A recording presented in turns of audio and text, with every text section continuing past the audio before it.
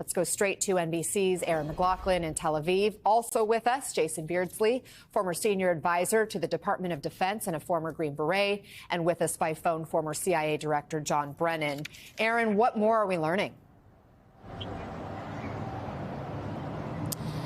Hey there, Anna. Well, according to a statement released by the Israeli military, they're investigating the possibility that Yahya Sinwar, the leader of Hamas, was killed during an Israeli military operation in Gaza. According to that statement, in an unspecified location of the Gaza Strip, they say that the Israeli military entered a building and 3 militants were killed inside of that building.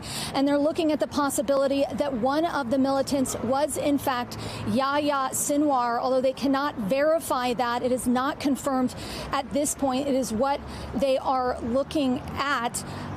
If confirmed, this is a significant blow to the Hamas terror organization. He's seen as the architect of the October 7th terror attacks. Worth noting that according to the Israeli military, no Israeli hostages were found in that building where those militants were killed. We heard from Yoav Gallant, the Israel defense minister, on X tweet, "Chase the enemy and they will fall upon your sword. We will reach every terrorist and eliminate him." We know that Israeli officials have made the death of Yahya Sinwar a priority during this past year of war. We're also hearing from some of the relatives of former hostages. Thomas Hand, he is the father of 9-year-old Emily Hand, who was kidnapped from her kibbutz on October 7th, taken to Gaza and released as part of the first hostage deal. He just sent me a text saying, quote, "I am hopeful that his personal reign of terror has ended. I know that they will have many more to fill his shoes. I hope that this heavy blow to their command structure will help bring an end to this terrible war.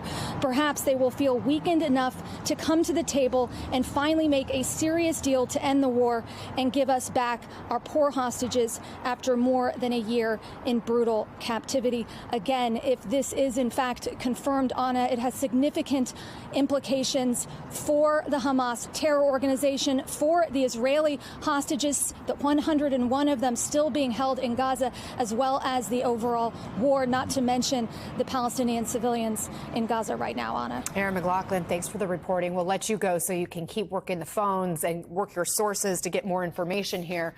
John Brennan, your thoughts on this statement from the IDF. Would Israel put this out there if there was much uncertainty here? What's the likelihood that Sinwar was taken out? Well, Anna, I think that Yahya Sinwar has been in the Israeli targets for the past year. He has been the priority target because he's been not just the architect of October 7th massacre, but also the unquestioned military and political leader of Hamas. And if they were able to eliminate him, and again, it's unconfirmed, but he may have been hiding, I don't want to say in plain sight, but above ground and not in those tunnels as a way to, mask his actual location from the Israelis who were going through those tunnels, believing that the command structure was there. But it would be a significant blow to Hamas. It would further decapitate the organization that has already lost a number of senior leaders. It's not going to lead to the demise of the Hamas militancy and terrorist organization, but it certainly will do a lot to degrade its capabilities as it now will be searching for a successor to Sinwar, if in fact the Israelis can kill him. Again, if it is confirmed, we want to be very careful as we proceed here. All we're able to, at this point, report is that they are looking into the possibility that he is among those killed. I'm wondering, John, it's like, cutting off the head of a snake here. We're talking about the leader of this organization, somebody who was called the architect of the October 7th attack. But is there someone in your mind that would be the obvious person to take his spot? Well, Yahya Sinwar has assumed not just the military leadership of Hamas and has been basically in Gaza for the past 7 years doing that, but also after the assassination of Ismail Haniyeh, has assumed the political leadership as well. So there are going to be individuals within Gaza, and we don't know whether Mohammed Dayouf, who's another senior terrorist within Hamas, is dead or not. So someone, I think, would try to handle the military terrorist aspects of it. Whether or not there's going to be somebody within the organization that has a more moderate cast to them, and that's a very relative term when you talk about Hamas, whether or not there's going to be someone who can emerge to take on the political leadership, the ones that can, in fact, maybe negotiate a ceasefire, as maybe Israel sees this now as, nearly a death blow if Sinwar is killed. They may try to revive those ceasefire discussions, believing now that they're in a much better position as a result of a possible Sinwar death. Jason, how do you see it? If Sinwar was killed, what does it mean for this war?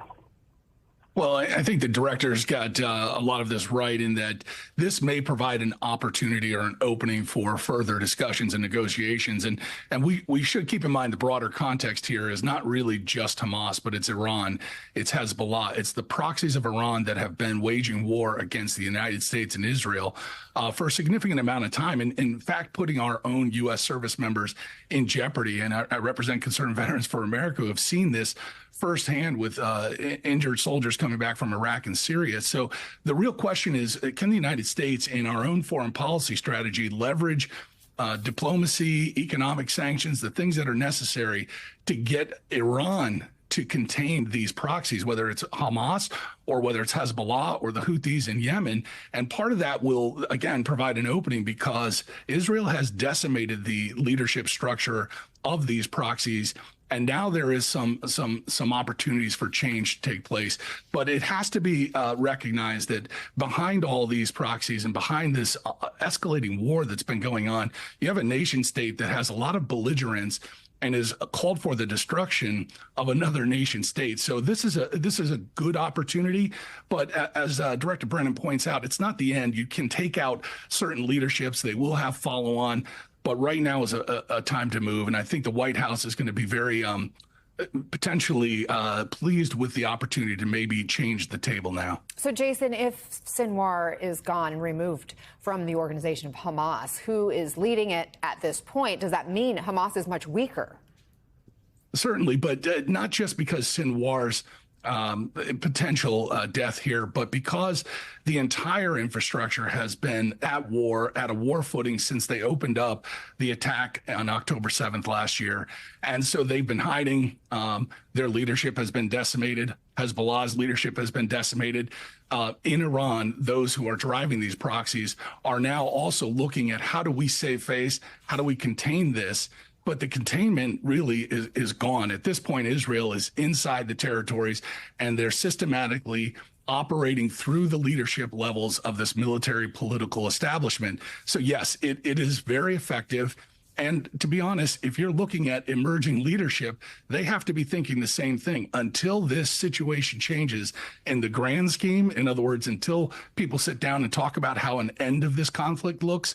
If you're stepping into leadership in any one of these Iranian proxies, you're next on the target list. And that has been demonstrated in the last 4 weeks pretty significantly. So I would say that this is a pretty significant change if it's happened. And we're learning the president has now been briefed on the possible death, again, of Yahya Sinwar in Gaza. John, the National Security Council says it's deferring to the Israelis on this matter. What kind of intelligence gathering would you expect to be underway right now? How are they going to make this confirmation?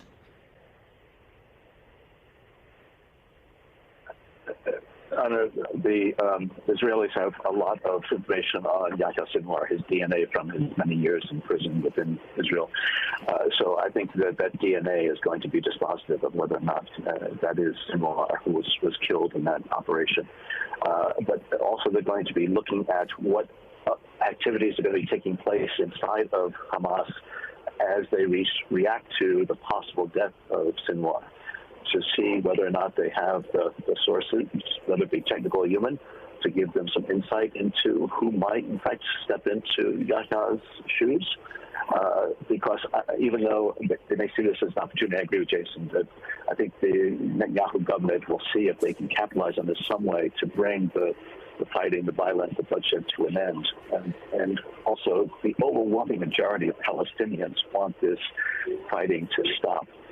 But the Israelis have to be mindful that there are a lot of militants still in Gaza, especially those that feel quite aggrieved and angry over the 43,000 or so Palestinians who have been killed as a result of the Israeli military operations. But I'm hoping, as others are, that if in fact this news is true, that both sides, and it is going to be dependent on whether or not Iran is going to allow at least some breathing space here to see whether or not negotiations can move forward to get those hostages back, to have a ceasefire, and to see whether or not we can move forward in some positive way on Gaza despite the challenges that lie ahead.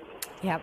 You remind us, John, that Israel had Sinwar in their custody back in the 80s when they arrested him. He was then released in 2011 as part of an exchange that was negotiated by Netanyahu. I'm wondering how quickly they would be able to then use his DNA that they have already to make this confirmation. How quick could they turn this around? Well, once they get the body back and they do the analysis, you can make that confirmation very quickly. So I expect sometime within the next several hours. And therefore, I think the Israelis will make the announcement. Since they've come out with a statement about his possible death, I think they will confirm one way or another whether or not Sinwar is dead or alive.